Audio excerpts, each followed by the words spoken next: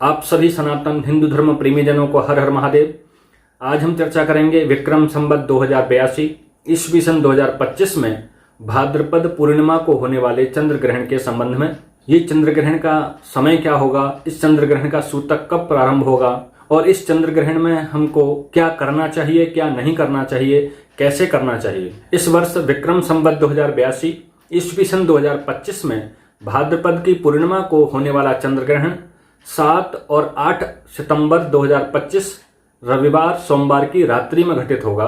ये चंद्र ग्रहण खग्रास के रूप में यानी कि पूर्ण ग्रहण के रूप में पूरे भारतवर्ष में दिखाई देगा और इस चंद्र ग्रहण का प्रारंभ होगा 7 और 8 सितंबर 2025 रविवार सोमवार की रात्रि में 9:57 से और समाप्ति होगी रात्रि 1:26 पर।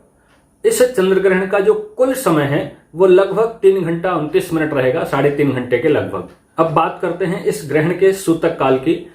तो धर्म सिंधु में कहा गया है चंद्र ग्रहणे तु प्रहर त्रयम वेदः, यानी कि चंद्र ग्रहण में ग्रहण प्रारंभ होने से 3 प्रहर यानी कि 9 घंटा पहले से ही वेद यानी कि सूतक प्रारंभ हो जाता है। इस आधार पर इस चंद्र ग्रहण का सूतक 7 सितंबर 2025 रविवार को दोपहर 12:57 से प्रारंभ हो जाएगा। शास्त्रों में ग्रहण के समय में स्नान, पूजन, जपदान आदि कार्यों को अति पुण्यप्रद बताया गया है। तो इस ग्रहण के समय में हमको क्या कैसे करना चाहिए, इस विषय में ग्रहण प्रारंभ होने के समय, ग्रहण होने के समय तथा ग्रहण समाप्ति के समय पर क्या करना चाहिए, इस संबंध में शास्त्रों में स्पष्ट निर्देश देते हुए धर्म सिंधु आदि में कहा गया है कि ग्रहण स्पर्श काले स्नानम मध्ये होमः सुरार्चनम श्राद्धं च मुच्यमाने दानम मुक्ते स्नानमिति क्रमः। यानी कि ग्रहण के स्पर्श काल में जब ग्रहण प्रारंभ हो रहा हो उससे थोड़ा सा पहले ही स्नान करके और जब ग्रहण प्रारंभ हो जाए तो उस समय में देव प्रतिमा का स्पर्श रहित देव पूजन कर सकते हैं, हवन कर सकते हैं, अपने गुरु मंत्र का जप कर सकते हैं, अपने इष्ट देव के मंत्र का जप कर सकते हैं, स्तोत्र का पाठ कर सकते हैं अथवा पितरों के निमित्त श्राद्ध भी किया जाना चाहिए, कर सकते हैं। और जब ग्रहण समाप्त होने वाला हो तो उससे थोड़ा सा पहले ही किसी योग्य ब्राह्मण को यथाशक्ति कुछ दान अवश्य कर देना चाहिए। और जब ग्रहण समाप्त हो जाए तो ग्रहण के समय में जो वस्त्र आपने पहन करके पूजा पाठ आदि किया हो या अन्य कार्य किए हों उन वस्त्रों के सहित ही स्नान करना चाहिए। अब यहाँ पर एक प्रश्न खड़ा होता है कि रात्रि में तो सामान्य रूप से स्नान करने का निषेध है, तो ऐसी स्थिति में फिर स्नान कैसे करें, क्यों करें? तो इस स्थिति में निर्णय देते हुए वशिष्ठ संहिता में कहा गया है कि पुत्र जन्मनि यज्ञे च तथा संक्रमणे रवि राहोश्च दर्शने कार्यम प्रशस्ता नान्यथा निशि। यानी कि रात्रि में स्नान का निषेध होने पर भी यदि पुत्र जन्म हो, किसी यज्ञ का कार्य हो, सूर्य की संक्रांति हो तथा सूर्य या चंद्र ग्रहण में रात्रि में भी स्नान किया जा सकता है। इसलिए ग्रहण से संबंधित रात्रि में स्नान निश्चिंत होकर के करना चाहिए। यहाँ पर एक विशेष सावधानी और ध्यातव्य विषय ये भी है कि ग्रहण को हमें आयुर्वेद के सिद्धांत के अनुसार, सनातन धर्म के सिद्धांत के अनुसार और आधुनिक विज्ञान के अनुसार भी ग्रहण को कभी भी नंगी आंखों से नहीं देखना चाहिए, अन्यथा नेत्र ज्योति तत्काल नष्ट हो सकती है, नेत्रों को नुकसान पहुंच सकता है और जिसका कोई इलाज भी संभवतया प्राप्त नहीं होता। हमारे शास्त्रों में तो पूर्व से ही ग्रहण को देखने, न देखने अथवा किस प्रकार से देखना चाहिए इस संबंध में भी निर्देश प्राप्त होते हैं। ब्रह्म सिद्धांत में ये बात कही गई है कि सर्वैहि पटस्थितम वीक्ष्यम खस्थम तैलांब दर्पणैहि, यानी कि ग्रहण को कभी भी नंगी आंखों से नहीं देखना चाहिए। ग्रहण को कपड़े की ओट लगा करके देखे अथवा तेल या जल में उसकी परछाई को देखे या दर्पण को, शीशे को तिरछा करके या काला चश्मा पहन करके ही देखना चाहिए। मूल बात यह है कि ग्रहण को कभी भी नंगी आंखों से सीधे सीधे नहीं देखना चाहिए। इसी के साथ यहाँ पर एक और विशेष ध्यान देने योग्य बात है कि ग्रहण काल में गर्भवती स्त्री को अति सावधान रहना चाहिए। ग्रहण का प्रभाव गर्भस्थ शिशु पर नकारात्मक न हो, खराब न हो, बुरा न हो, इसके लिए भी शास्त्रों में निर्देश प्राप्त होते हैं। इस संबंध में भी ब्रह्म सिद्धांत में कहा गया है कि ग्रहणम गुर्विणी जातु न पश्येत पटम बिना, यानी कि गर्भवती स्त्री को सूर्य ग्रहण हो अथवा चंद्र ग्रहण, किसी भी ग्रहण को बिना ओट किए बिल्कुल भी नहीं देखना चाहिए, और सामान्य रूप से तो देखना ही नहीं चाहिए। और गर्भवती स्त्री को ग्रहण काल में घर से बाहर भी नहीं निकलना चाहिए। गर्भवती स्त्री को ग्रहण प्रारंभ होने से पहले ही अपने उदर पे, पेट पर गेरू का लेप लगा लेना चाहिए। और ग्रहण के समय में और सूतक के समय में गर्भवती स्त्री को चाकू आदि से कोई पदार्थ नहीं काटना चाहिए, और ग्रहण के समय में तो बिल्कुल ही नहीं करना चाहिए ऐसा कार्य। ग्रहण के समय में सामान्य रूप से भोजन करना, शयन करना आदि जो निषिद्ध कार्य हैं वो नहीं करने चाहिए। तो फिर क्या करें? तो ऐसी स्थिति में गर्भवती स्त्री को विशेष रूप से ग्रहण काल में भगवान के नाम का संकीर्तन, भगवत संबंधी स्तुति पाठ, भगवान में अपने मन को लगाना, भगवान का स्मरण करना, ये सब कार्य करने चाहिए। इससे गर्भस्थ शिशु पर ग्रहण का नकारात्मक प्रभाव भी नहीं पड़ता और सकारात्मक प्रभावों के बढ़ने की संभावना हो जाती है। ग्रहण के सूतक के समय में और ग्रहण के समय में हमको क्या नहीं करना चाहिए, क्या करना चाहिए, इस संबंध में भी स्पष्ट निर्देश प्राप्त होते हैं। निर्णय सिद्धू में वृद्ध गौतम के माध्यम से लिखा है कि चंद्र ग्रहे तु यमा स्त्रीन, चंद्र ग्रहण में 3 प्रहर लगभग 9 घंटा पहले भोजन आदि बंद कर देना चाहिए। ग्रहण के समय में मलमूत्र का त्याग, और ग्रहण तथा सूतक के समय में सोना, शयन करना, स्त्री सहवास करना, तेल से मालिश करना अथवा भोजन करना, ये निषिद्ध है। तो सूतक से पहले ही भोजन आदि करके निवृत्त हो जाना चाहिए। और यदि कोई प्रमादवश ऐसा करता है तो क्या होता है, उसके लिए बताया गया धर्म सिंधु में कि मूत्रे दारिद्र्यम पुरीशे कृमि, ग्रहण काल में जो मूत्र त्याग करता है वो दरिद्रता को प्राप्त होता है। मल त्याग करने पर उसको कीड़े का शरीर प्राप्त होता है। शयने कृते रोगो, ग्रहण और सूतक के समय में शयन करता है, सोता है, उसको रोग प्राप्त होते हैं, वो रोगी हो जाता है। मैथुने ग्राम सूकरः, ग्रहण और सूतक काल में मैथुन करता है, स्त्री सहवास करता है, उसको ग्राम सूकर का शरीर प्राप्त होता है।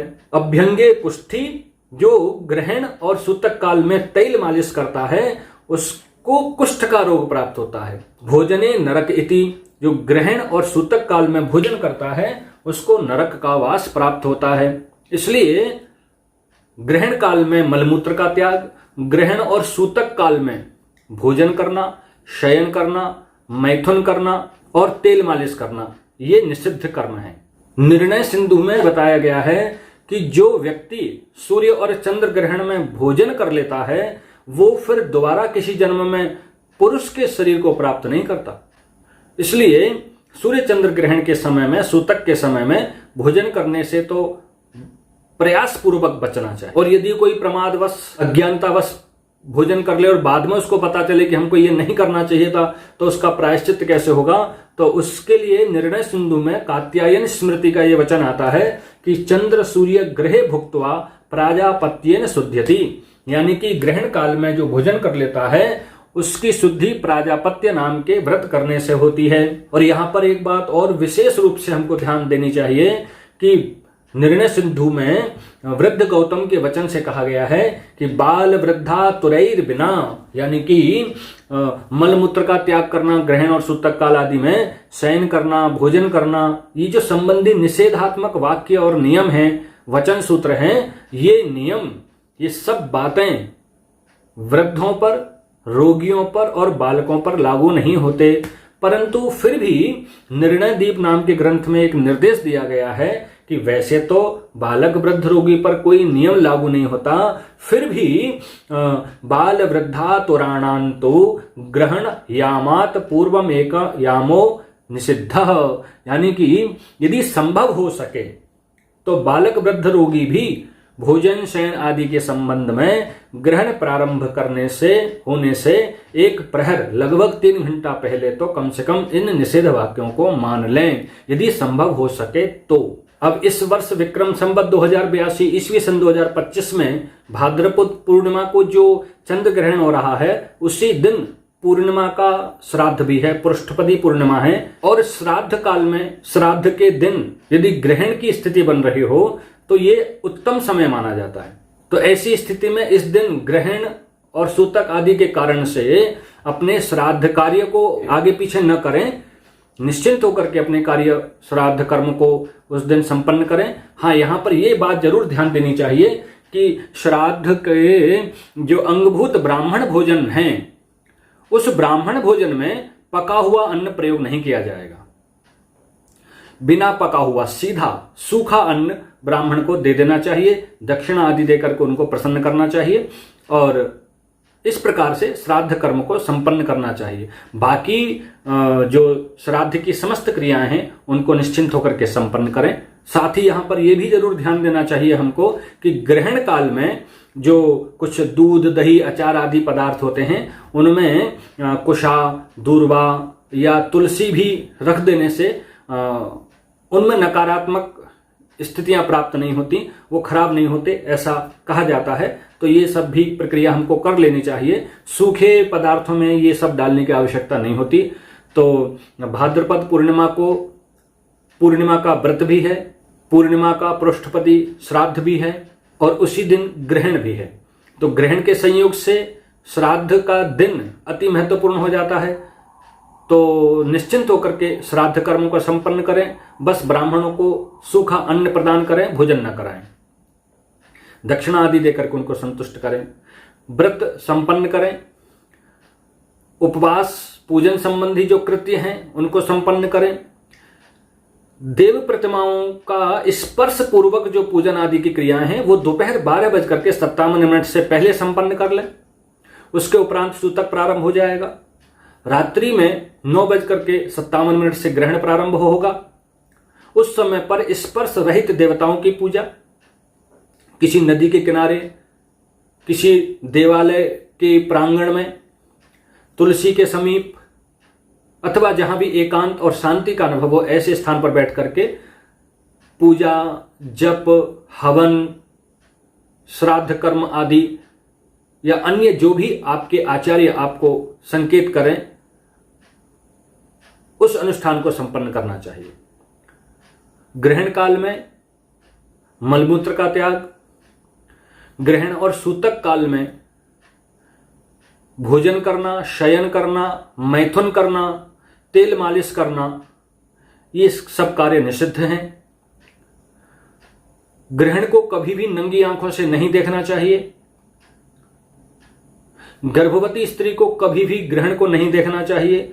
ग्रहण काल में गर्भवती स्त्री को घर से बाहर भी नहीं निकलना चाहिए। ग्रहण काल में और सूतक काल में गर्भवती स्त्री को चाकू आदि से कोई वस्तु काटनी नहीं चाहिए।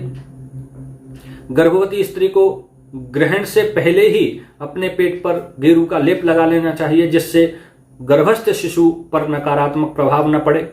ये सभी बातें हमारे शास्त्रों में स्पष्ट रूप से निर्देश के रूप में प्राप्त होती हैं और हमें उनका यथासंभव पालन करने का प्रयास करना चाहिए। आप सभी को भाद्रपद पूर्णिमा, पृष्ठपदी पूर्णिमा की बहुत बहुत शुभकामनाएं। हर हर महादेव।